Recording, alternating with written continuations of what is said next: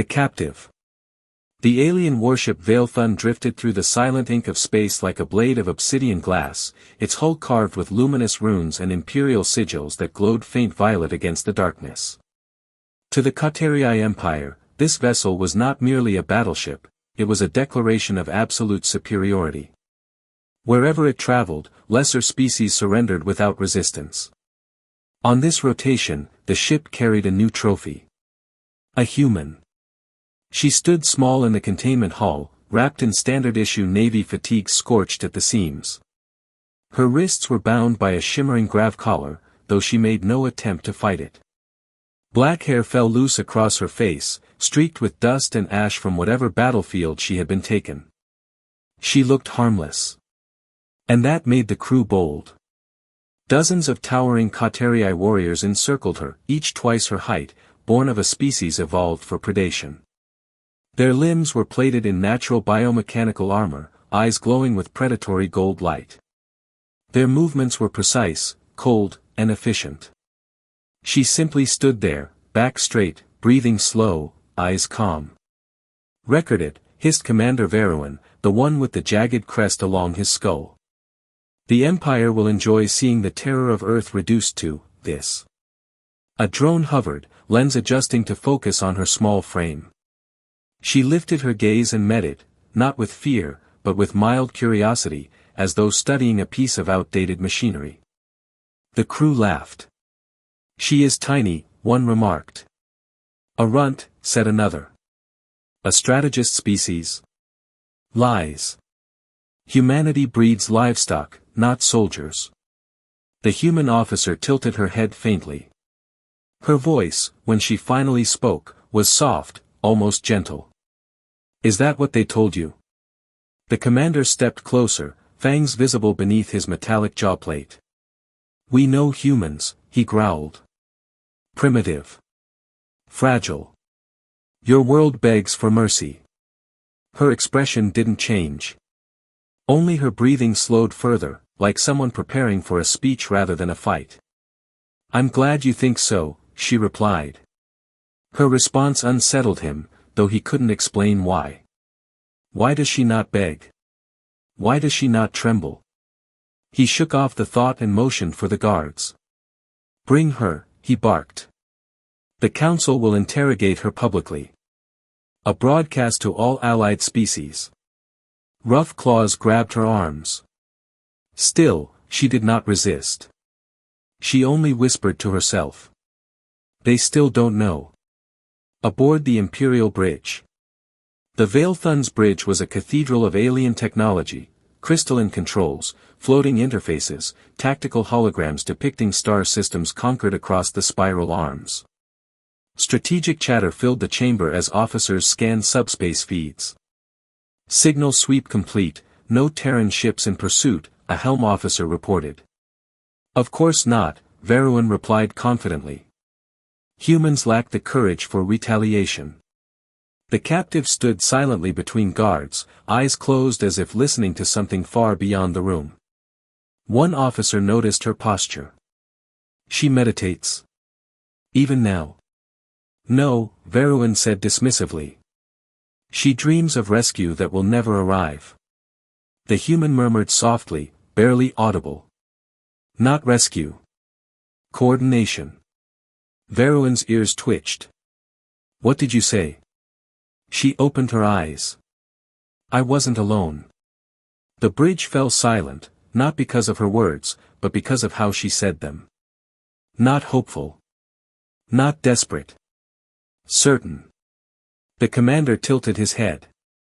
"Your ship was destroyed. We saw nothing else." A faint smile curved her lips. "I know. You scanned exactly what we wanted you to see." Before he could respond, the ship's long-range sensors pulsed with warning tones. A trembling officer read the incoming data. "Commander, subspace distortion detected. Vector, origin. Sol Alliance. Mass displacement signatures, thousands of them." Veruin laughed. "Ridiculous. Humans cannot field fleets of that scale. Their industrial capacity is." The officer screamed. "Commander, the fleet identification codes, they match her uniform." Veruin turned slowly toward the human. She held his gaze with calm, unsettling stillness. "You think I'm weak," she said softly. "Because I'm small. Because I surrendered." She leaned forward, voice barely above a whisper. "I didn't surrender. I entered." The bridge lighting dimmed as space outside the viewport rippled, silent tears opening in the void like burning wounds. Massive shadows emerged, metallic hulls reflecting distant starlight. 1 ship. 2. 5. 10. More. Each larger than the next, each bearing the Terran insignia, sharp, angular, unmistakably human. Some looked like battleships, others carried shapes the Empire had never seen, designs that defied known engineering. The bridge fell into terrified silence. The human officer breathed out slowly, as though finally exhaling after a long wait. "They're early," she said. "They weren't supposed to arrive for another hour." Veruin's blood ran cold. "You called them?" "No," she said. She lifted her chin. "I designed them. The architect of the Armada." The silence on the Veilthun's bridge was suffocating. Outside the viewport, the void writhed with gravitational wakes as vessel after vessel slipped from folded space, sleek human warcraft lined in cobalt thruster flares and obsidian alloy armor. Their silhouettes were sharp, angular, brutal in design, built not for intimidation but for inevitable victory. No two ships were alike. Some were carrier platforms with rotating weapon spires. Some resembled cathedral spires wrapped in armored plating. Some, smaller, needle-thin vessels, drifted like shards of night, silent and unlit, predatory. The humans had arrived without a single broadcast, beacon, or diplomatic hail. Predators do not warn their prey. The commander forced himself to breathe. "Impossible, humans have never deployed fleets beyond their sector. We scouted Sol, there was nothing." The captive woman watched the fleet form its perimeter. Her eyes reflected the distant starlight, soft but unyielding. "You saw what you were meant to see." Veruin snarled. "Explain. Now." She turned her head slightly, not to him, but to the ship's external view. For centuries, humans built ships out in the void, beyond telescopic range, masked behind artificial starfields, hidden in gravitational blind spots. The colonies many believe abandoned. They weren't failures. They were shipyards. She spoke not like someone revealing a secret, but like someone reciting history. "And when diplomacy failed, when every species demanded Earth submit or die, we prepared." Veruin's throat tightened. "Why?" he whispered. "Why build this?" "Because you forced us to evolve." Her tone wasn't bitter. It was factual. "The fleet speaks." A deep hum filled space, low-frequency communication pulses rippling through the void. Human vessels aligned silently, their formations shifting with mathematical precision. One ship dwarfed them all. A monolithic battleship emerged from a hyperspace vortex, its hull kilometers long, etched with crimson markings signifying command authority. The vessel's prow curved like the beak of a great bird forged from black steel. Every alien officer on the bridge froze. That is no warship," whispered a junior tactician. "That is a dreadnought." "No," Veruin corrected hoarsely. "That is a flagship." The woman spoke quietly. "TSV Vanguard Ascendant. First of her class. She shouldn't even be here yet. She was meant for another conflict." Another conflict. The implication shook the aliens more than the sight of the ship itself. Humanity built this armada not merely to defend against the Katerii, but because they anticipated something worse. Recognition sweeps the bridge. Suddenly, holographic panels flickered alive. Terran fleet signals illuminated the bridge's systems, broadcasting encrypted data streams. The Katerii officers scrambled to decipher them, until one pointed, trembling.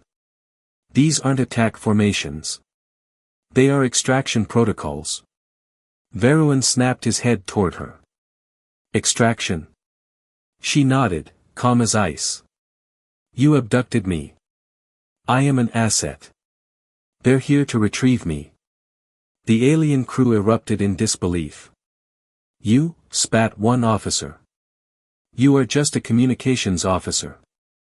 A planner. A guard shoved her shoulder. You had no rifle, no squad, no armor. Another hissed, humans send children to war. She exhaled slowly, as though tired of repeating herself. I'm not a soldier, she said. I'm the fleet right. Silence. The title meant nothing to most of the bridge crew, until their ship mind processed the term. A synthesized voice translated.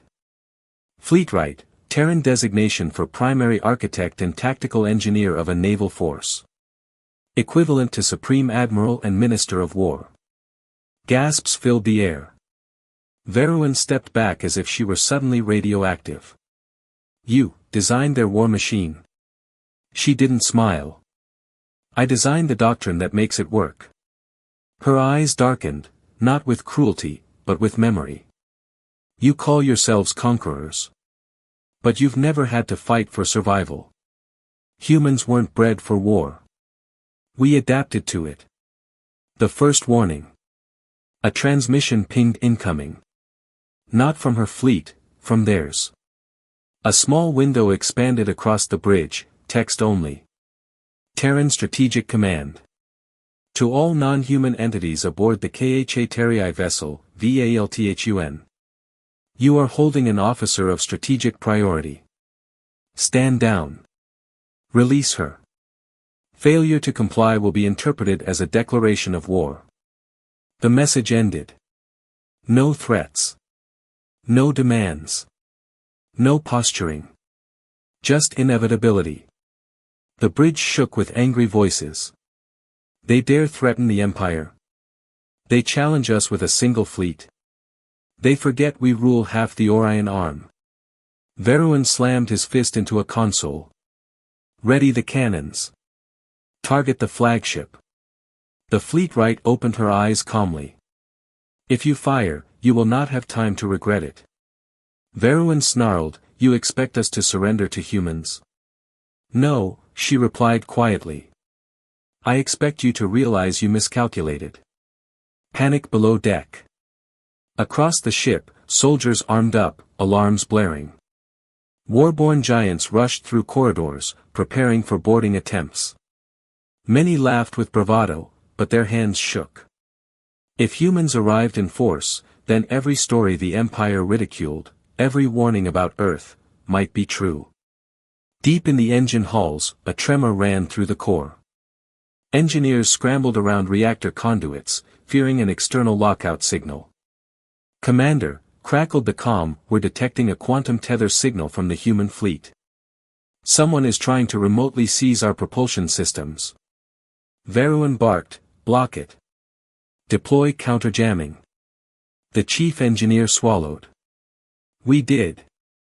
They bypassed it reflexively, they're using a system centuries ahead of us. The fleet right lowered her gaze. Your encryption was predictably obsolete.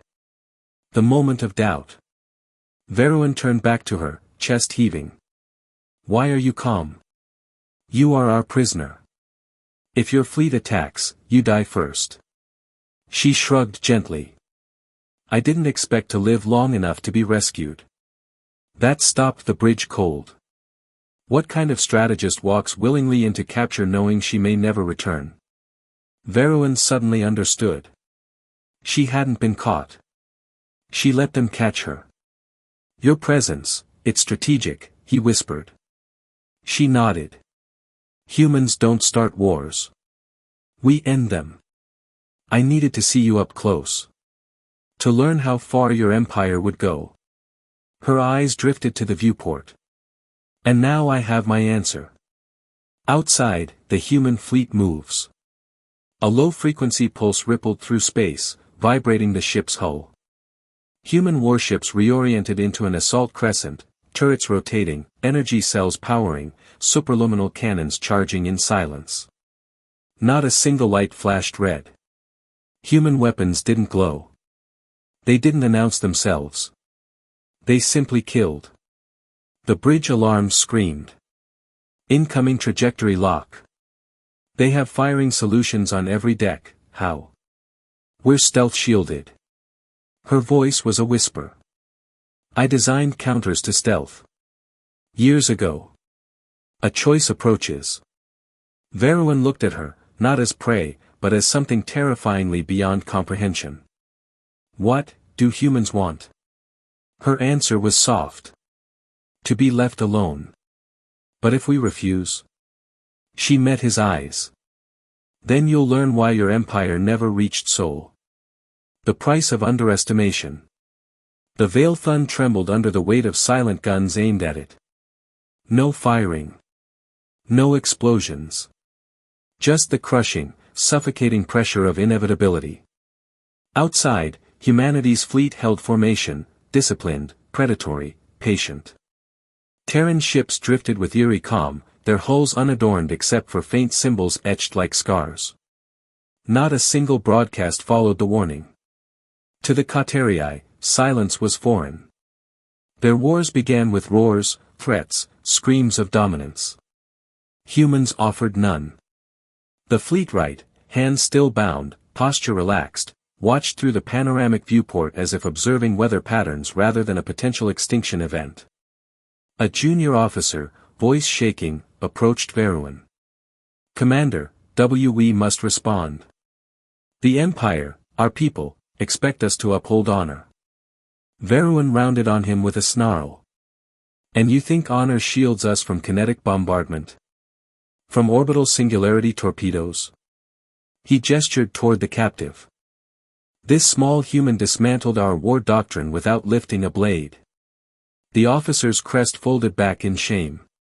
Commander, what should we do? Veruin turned to her. Human. Fleet right. If we release you, will they withdraw? She considered the question, not with smugness, but with genuine contemplation. It depends, she replied softly. On what? He growled. On whether you leave us alone afterward. The commander slammed his claws on the console. You cannot rewrite the order of the galaxy. The Katerii rule by right of conquest. If we retreat, we show weakness. The fleet right looked up at him, dark eyes calm. No. You show intelligence. A flash of humanity. One of the guards, a young Katerii soldier with trembling claws, stepped forward hesitantly. Why? He asked her. You could have destroyed us without warning, your fleet could strike now. Why give us a chance? For the first time, her expression softened, sad, not triumphant. Because destruction is easy, she whispered.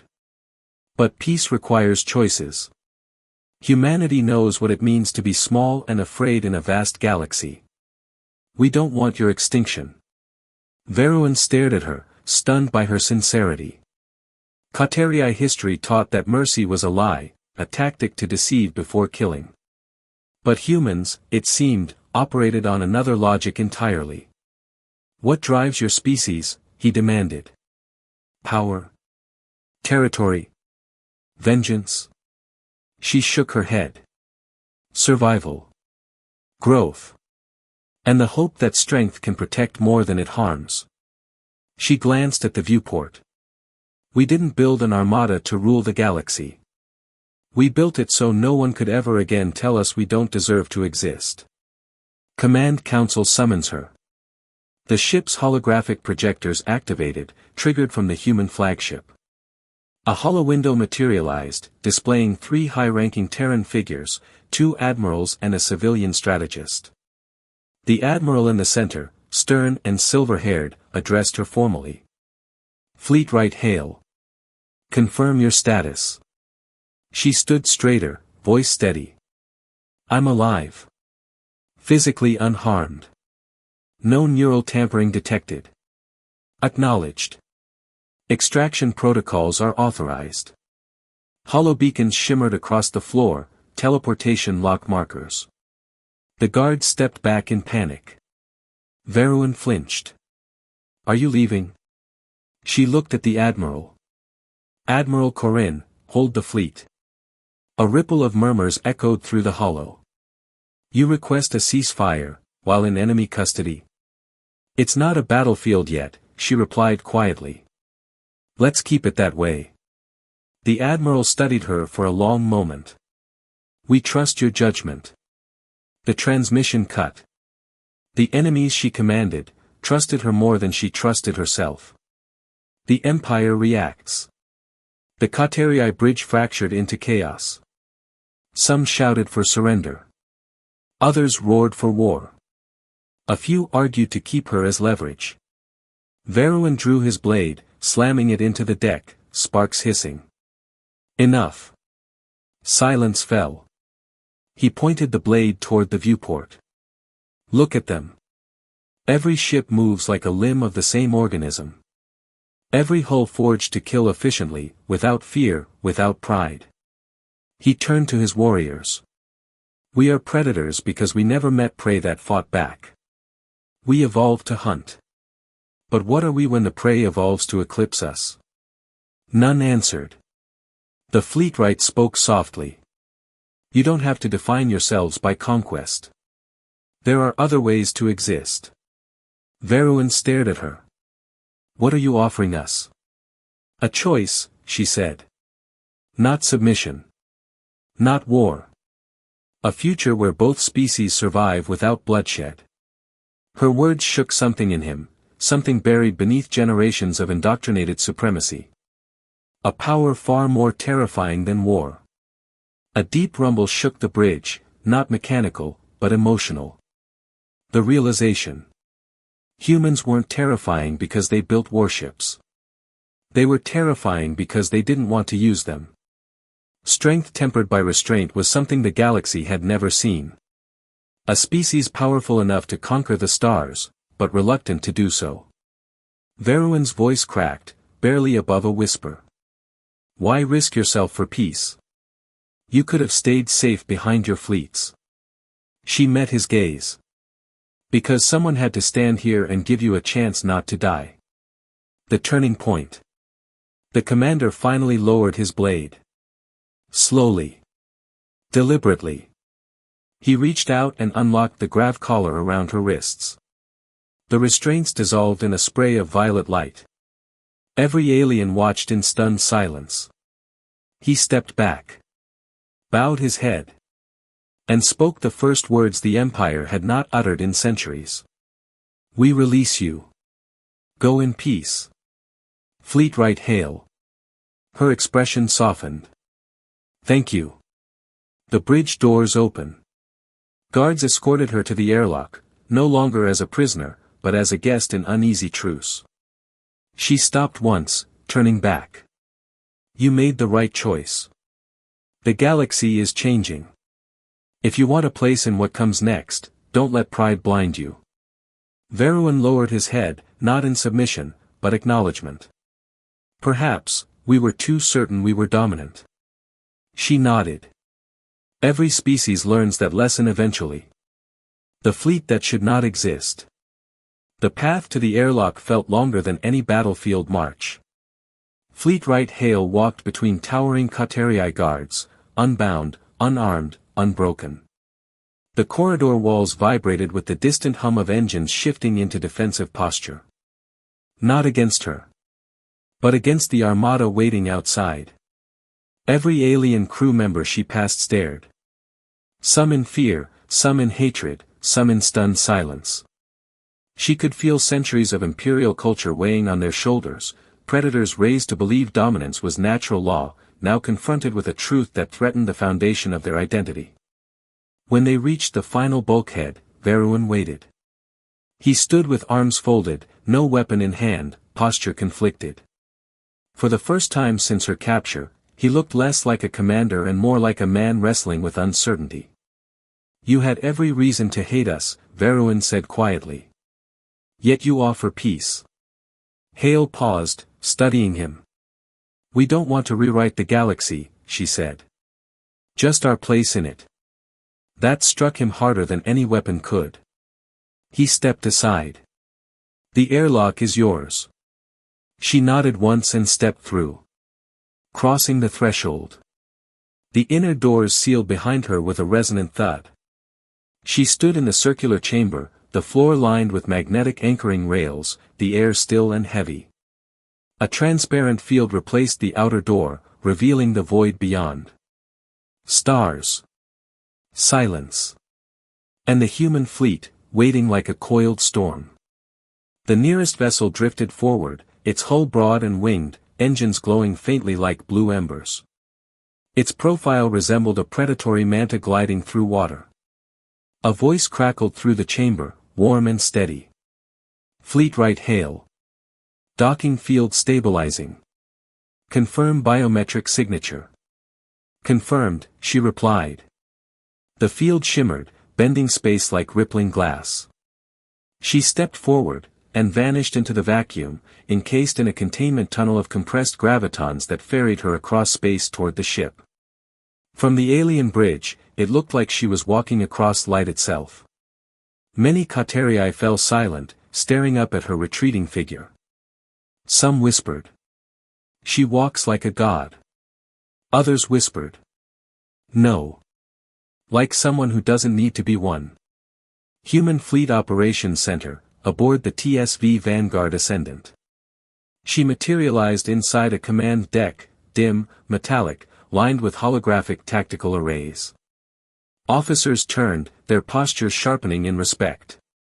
"Fleet right on deck," someone called. Admiral Corinne stepped forward, broad-shouldered, scarred, wearing command blacks. "You took too long," he said. She smirked faintly. "You arrived too early." Another officer approached, anger simmering beneath professionalism. "Why let them live? They abducted you." The fleet was ready to strike. Hale took a slow breath. "If we destroyed them, we'd become exactly what they feared." The officer paused, then nodded. Humans were not victorious because they were ruthless. They were victorious because they chose when not to be. Broadcast to the galaxy. Comms officers activated a galaxy-wide relay. A holographic map expanded, a star chart spanning 12 sectors, populated by hundreds of species. Communications channels lit up, empires, coalitions, pirate enclaves, neutral trade rings. Everyone was watching. A Terran diplomat took position beside Hale. "Transmission will be unencrypted," he said. "The galaxy will hear your words directly." She nodded. "Send it." A tone rippled across the network. Hale stepped into the projection field, no crown, no cape, no weapon. Just a human with tired eyes and a voice steady as carved stone. "This is Fleet Right Hale, speaking for Earth. We have no desire for conquest. We do not seek tribute, territory, or domination. But if you steal our people, we will come. If you threaten our home, we will stand. And if you try to break us, we will remind you why we survived." Silence. Even the ship engines seemed to hold their breath. She turned slightly, facing the starlit viewport. "From this moment, humanity claims the right to exist without permission." A single sentence that reshaped the galaxy. The fleet reveals its true power. One by one, Terran ships powered up their engines, not as an attack, but as a demonstration. The void lit with structured pulses of blue-white energy. Then the flagship activated its core. A column of superheated plasma rippled along its spine, igniting geometric runes of golden circuitry. The Katerii gasped through their bridge windows. "That energy output, it rivals a supernova core." "No, it's controlled. Too controlled. It's impossible." Then the fleet initiated Nova Formation Protocol, a maneuver no other species had ever documented. The ships rotated into a perfect circular array, channeling power into a shared field. A colossal ripple expanded outward, an energy wave that washed across space like a sunrise. No weapons. No destruction. Just undeniable proof. Humanity wielded power beyond comprehension, and chose not to kill. The galaxy trembled. The Katerii Council responds. Deep within their imperial chamber, nobles watched in horrified awe. This cannot stand, humans are prey species. They defy natural order. They must be eradicated while we still can. But one elder remained silent, eyes fixed on Hale's projection. She gave us mercy, he said softly. For the first time in our empire's history, another species held the blade and did not swing. A realization rippled through the chamber like icy wind. They were not superior. They were simply unchallenged. Until now. Veruin's final reflection. Back aboard the Veil Thun, the commander watched the fleet's display with pupils contracted to slits. His voice was barely a whisper. We thought strength was domination. We thought superiority was natural. But humans, they suffered, evolved, built, and grew in silence. He closed his eyes. And when power finally came to them, they chose restraint. The junior officer beside him trembled. What do we do now, Commander? He stared at the view, jaw set. We learn. A quiet moment. Aboard the flagship, Hale finally let herself exhale. The galaxy was watching. War had been avoided. And somewhere deep inside, a weight she carried alone finally lifted. A young technician approached hesitantly. Fleet-right, are we safe now? Hale looked out into the endless dark of space. Safer, she said. But not safe. Why? She closed her eyes. Because now the galaxy knows what we are capable of. Closing reflection. Narration softens, voice measured. Humanity did not rise through conquest, or genetics, or destiny.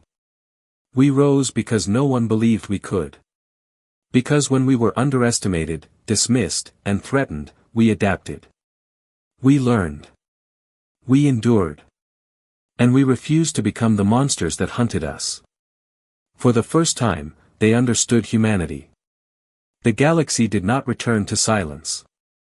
Not immediately. Long after the Terran fleet powered down its formation and drifted into a calm defensive stance, sensors across 100 star systems continued to flicker with aftershocks of the energy wave. Academies rewrote entire theories. Militaries ran simulations they had once laughed at. Empires whispered of new balances of power. But aboard the human flagship, the aftermath felt strangely quiet. Fleet-right Hale stood alone beside a panoramic observation deck, palms resting lightly on the rail. The vista before her was serene, stars scattered like fragments of silver, nebula light drifting in gentle blues and violets. She had been surrounded by war her entire life. Yet she drew comfort from the silence. Footsteps approached. Admiral Corinne joined her, arms folded behind his back, gaze fixed on the distant Katerii vessel. They haven't run, he noted. No, Hale replied. Running would admit defeat. Staying means they're trying to understand. Corinne's brow furrowed. And do you want them to? Hale exhaled slowly. I want them to learn a path different than ours. He studied her for a moment, expression softened by something close to respect. I knew you were a genius, he said. I just didn't know how much of our survival rested on your shoulders until now. She shook her head. It doesn't. I just see patterns others ignore. But every ship out there was built by thousands, engineers, welders, students, medics. I just gave direction. They gave reality. Corinne smirked faintly. Still sounds like leadership to me. The Katerii sent a signal. A chime interrupted them, soft, cautious, unencrypted. Hale frowned and tapped the console. A small hologram materialized, Commander Veruin, still aboard the Veil Thun, crest lowered in something close to humility. Fleet right hail, may we speak? Corinne stepped back, arms crossing, ready for hostility. Hale nodded. Go ahead. Veruin's voice had lost its arrogance. Your mercy unsettles us. She raised an eyebrow. Mercy shouldn't be unsettling. To us, it is. We have known only dominance or death. A third option defies our nature. She stepped closer to the display. It doesn't defy your nature. It expands it. Veruin looked down, conflicted. We took you because we believed humans would kneel.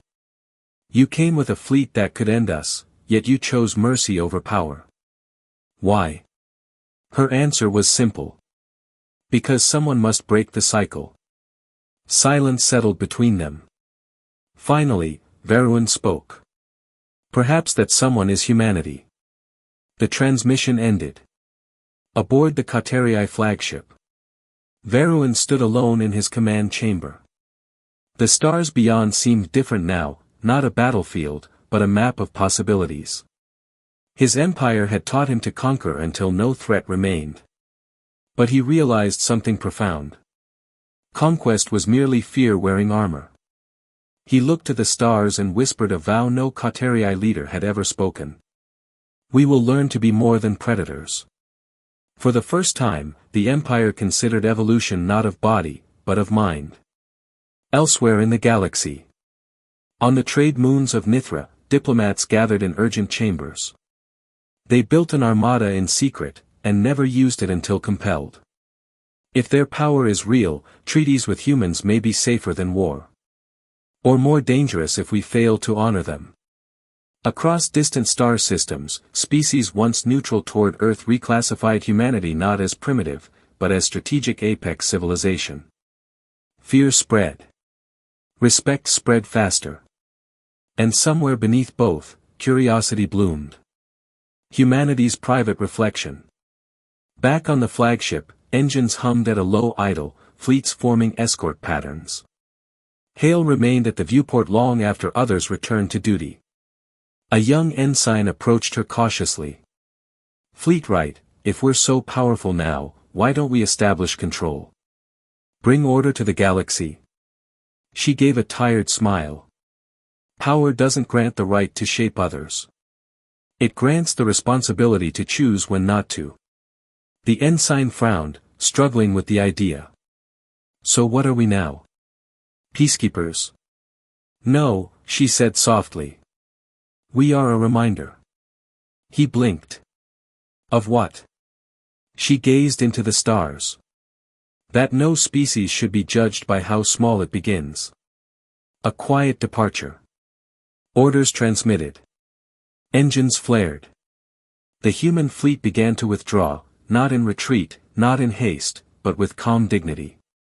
Ships peeled away in precise formations, slipping back into folded space one by one. No threats left behind. No demands. No flags planted. Hale watched each vessel fade until only the flagship and the Veilthun remained. Finally, she issued the final command. Return to Sol. The stars bent, and the ship vanished. Epilogue, a galaxy changed. Time moved forward. Songs were written about the day humans walked among titans without trembling. Philosophers debated whether restraint was the highest form of power. Militaries recalculated their algorithms. Some feared humanity. Some admired them. But all remembered. Not the armada itself. But the moment one small human stood unarmed before a predator empire and offered peace instead of fire.